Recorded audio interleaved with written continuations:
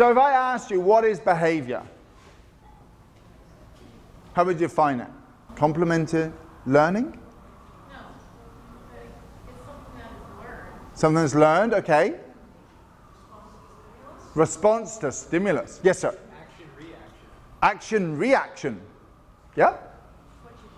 What you do. What you do.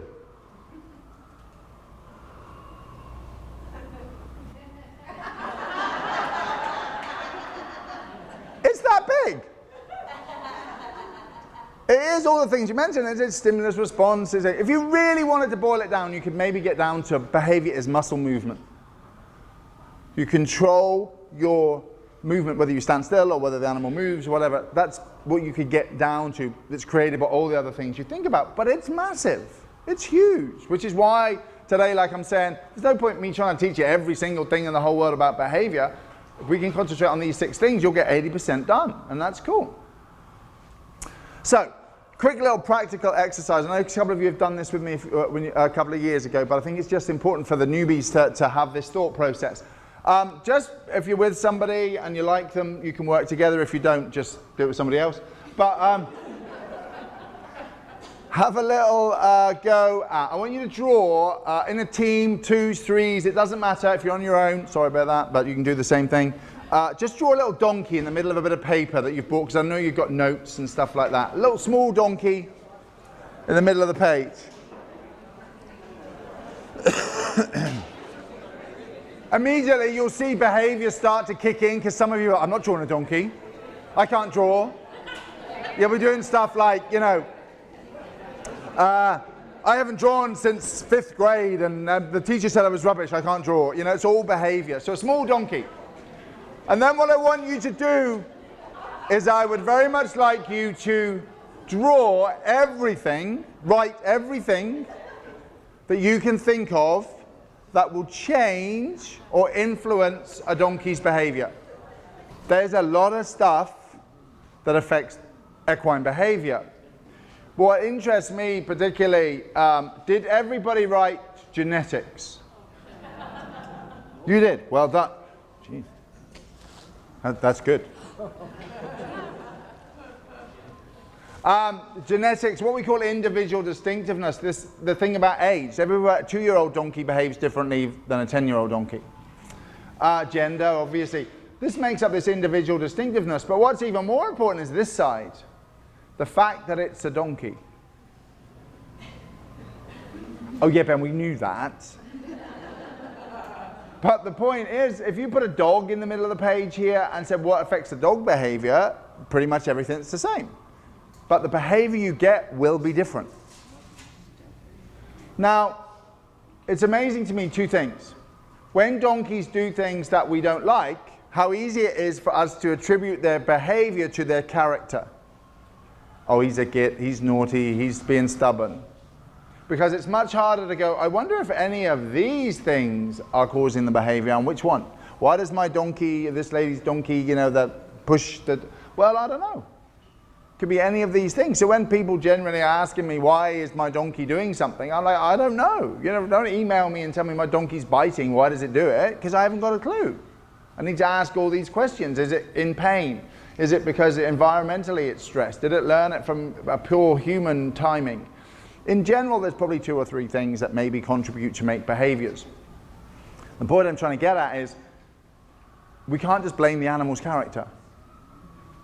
And you have to have all of these things lined up on any day to get the behavior you probably want to get. And if anything changes the next day, you may get different behavior. Well, why are you doing that? You didn't do that yesterday. Yeah, but yesterday you were in a good mood. You had more time because it was Sunday. Today's Monday. You were rushing to get to work. You've changed your behavior, so it's different. What's interesting me also is, imagine if we put a person in the middle of the page. What affects human behavior? Same thing. Same stuff. Yeah. And so you've got this whole range of stuff going on, and you're going to put that with a donkey, and then all the donkey stuff got to go right, all the human stuff, and you're going to somehow get them together to get the behavior you want. To me, it's like a miracle that ever happens at all. Because there's so much that could be going wrong or is a problem. And it's just important to be thinking about when we're training, all of this stuff has an influence on the behavior. It's not their character, it's not their species, all of these effects. You can have two donkeys raised in a very similar environment with similar parents or the same parents, but their experiences will be different. If they're genetically, one's more confident than the other, you're going to get two different bits of behavior. Well, the mistake we often make is treating the animal as a species rather than as an individual. We could break it down into these 7 segments or 6 segments. I put pain and medical conditions together. The bottom one here is this evolution, genetics. These are the biggest influences on their behavior. Very difficult to change the fact that it's a donkey. Genetics, we can influence how they interact, but actually the genetics are massive. If your donkey has a pain or a medical condition picking up its foot, then it isn't a training problem, it's a medical problem, and that needs to be fixed before we get it. If your animal has an environmental stress, then we need to fix it. I went to Ireland to one of our sanctuaries. He said, we want you to see this donkey, Ben. He's very food aggressive. And he will bully the other donkeys. I'm like, okay, well, let's have a look. Get the feed where you normally feed him, put the feed out, let me have a look. And they went, we'll let all the donkeys in. I went, no, just do it on his own.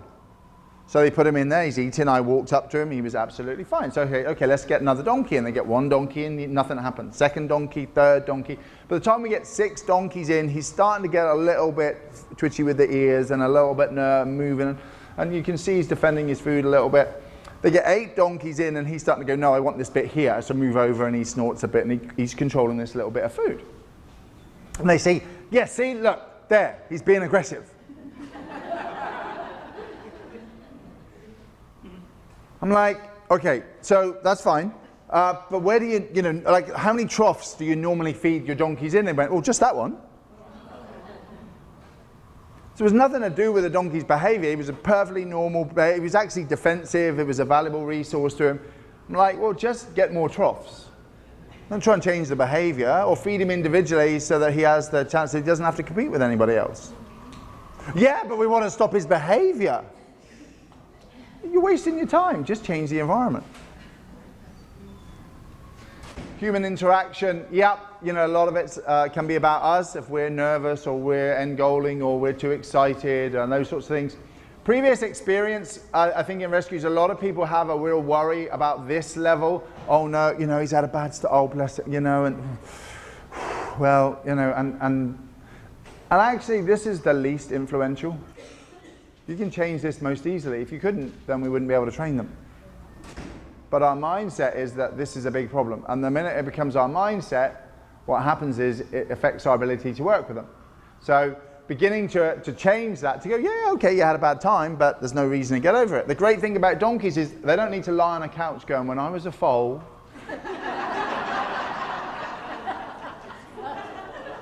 But we kind of treat them with our mindset, our anthropomorphism, and do that to them. And oh my goodness, I've found that donkeys are really good at going, okay, well, if there's something better works, that's what I'm going to do.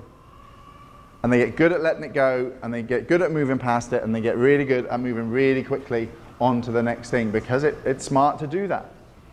And so we'll see a little bit of that with some videos.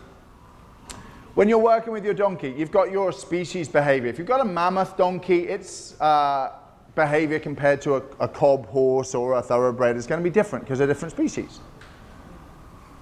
You've got your breed behavior. So again, your mammoth jack against your miniature donkey, their behavior is going to be slightly different because there's a breed difference. Your terrier against your greyhound or something like that, your collie, is going to be different.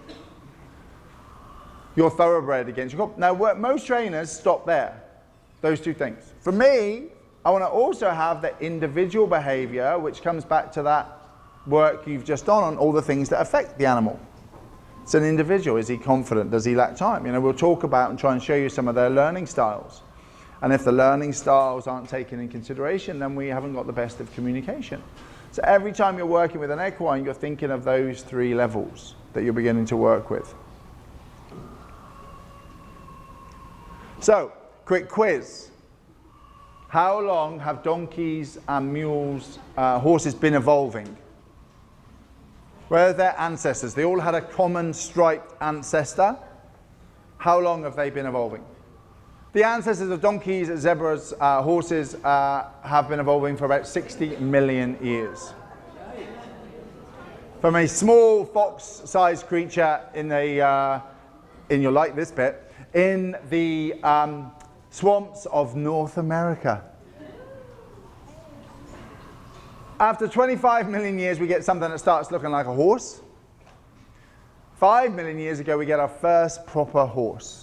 I can't even comprehend the time scale. It's unbelievable.